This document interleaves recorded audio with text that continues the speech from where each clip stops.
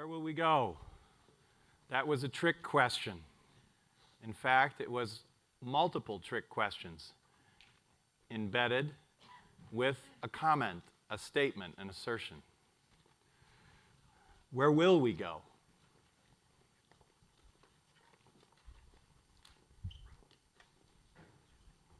Sorry. Where? Where will we go? Where will you go? Where will we go? Even when you isolate yourselves, you're doing so against everyone else. Where will we go? Where will we go? Where in the universe will we go? We will go the arrow of time to the future, whether we like it or not.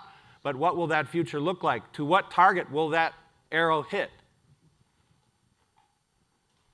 And most of all, where will we go with the period? Where we will, the will to power.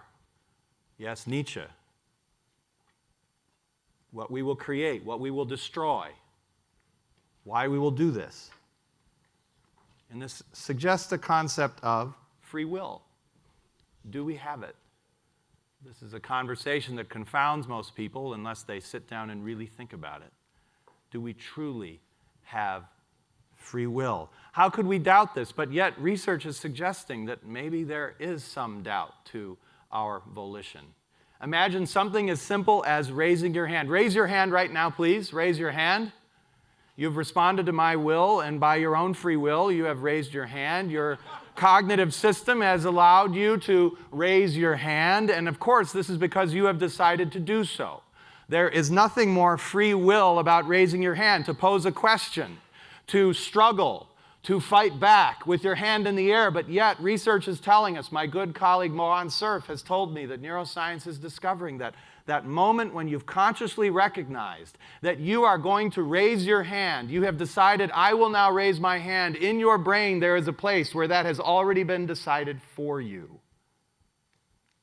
What is free will? Do we have it? I'll tell you, I don't know the answer to this, but I can tell you that whether a wise God or an indifferent universe gave us free will or failed to give us free will, whether it is a reality or an illusion, like Pinocchio, I choose to believe that I am a real boy, that I do not suffer slings and arrows by accident, that I do not lay down to do what is natural. I stand up to figure out what should be right and where we will go together. And this is a decision. That is your free will.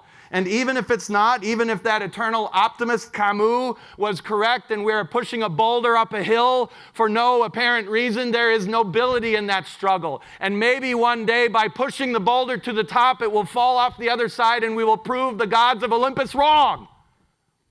But that will only happen by pushing the boulder. William James said attention equals belief. Notice he did not say attention affects belief. He said it equals belief. What he meant was to what we attend affects what we believe, and therefore what we believe affects the decisions we make of what to attend. And in this day when technology and blinking lights, organizations, corporations, other people are vying for our attention at every moment, breaking it into smaller and smaller pieces, keeping us further away from that philosophical moment that Zan was talking about, that all of us reflected on for a few days this week here in Evanston, Illinois. To what do you attend is one of the most ethical and important questions that you can answer in your life. When George Orwell completed 1984, that dystopian negative universe where oppression keeps everyone down, he sent a copy to Aldous Huxley, the author of Brave New World, that dystopian world of sugar-coated pleasure. If you haven't read it, I highly recommend. Huxley's beautiful response was, your book is a masterpiece.